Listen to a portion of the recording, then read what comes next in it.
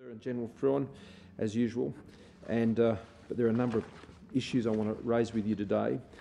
First of all, I want to start with the floods in Queensland, and I want to express my condolences to the family of the 22-year-old man who was killed during the course of those floods, and also we continue to hold out hope and prayers for the young girl, 14-year-old girl, who was washed away in the floods, and our thoughts are with her family as well.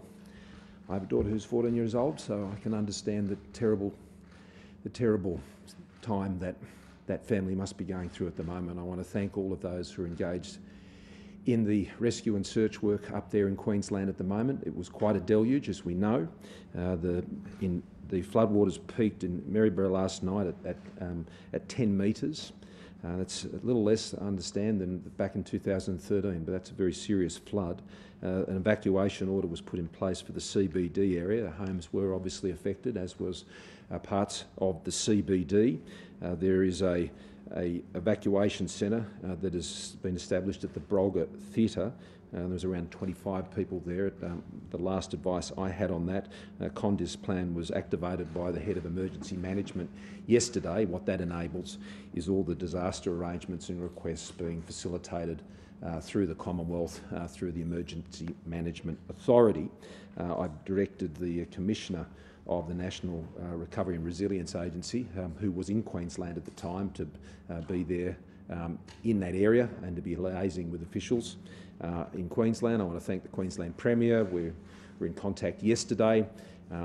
The capacity of the Queensland Government, and particularly local authorities, and I want to thank the local mayors and local government areas in that region who've been doing an excellent job. They're, of course, used to floods in that part of Australia at this time of year especially, and they've been doing an excellent job, and there's been no request for federal resources to support any response or recovery effort. That is well in hand with those local authorities. But you would have seen this morning that Minister Mackenzie has announced that the Commonwealth disaster payments, which are $1,000 for adults and $400 for children, have been activated. You'll be able to get those online or by ringing up tomorrow at 9 a.m. and get those payments if you're in the Gympie, Bundaberg or Fraser Coast areas, as defined.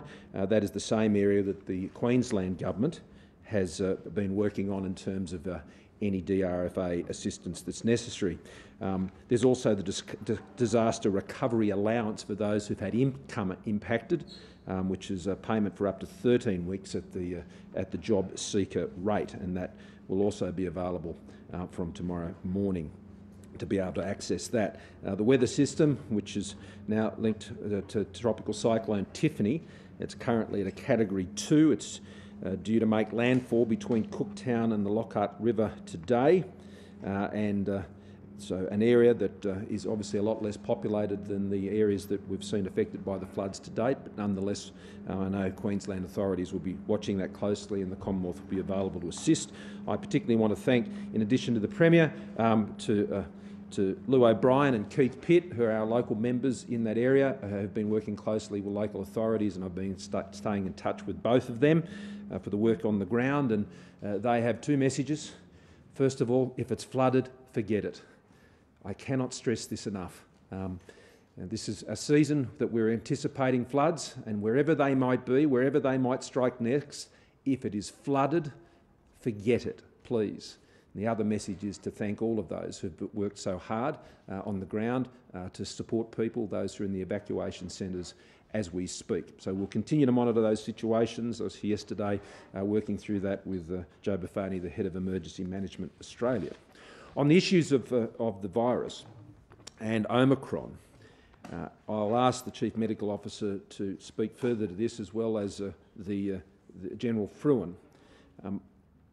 Omicron is a gear change, and we have to push through. That's what Omicron is about. We're dealing with serious volumes of cases, but we are not seeing the same impact proportionally from previous variants in terms of the impact on hospitalisations, ICU and ventilated patients. There are 5,097 patients in hospital who have COVID. That does not mean they went to hospital because of COVID.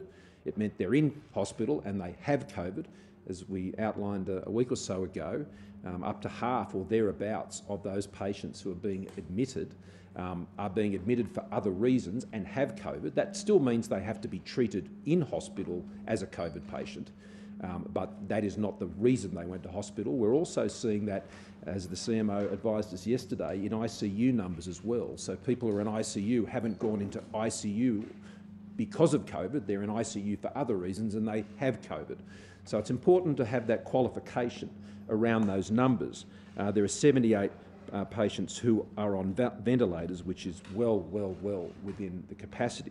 The major stresses on the hospital system relate to workforce issues, and I'll come back to that in a moment.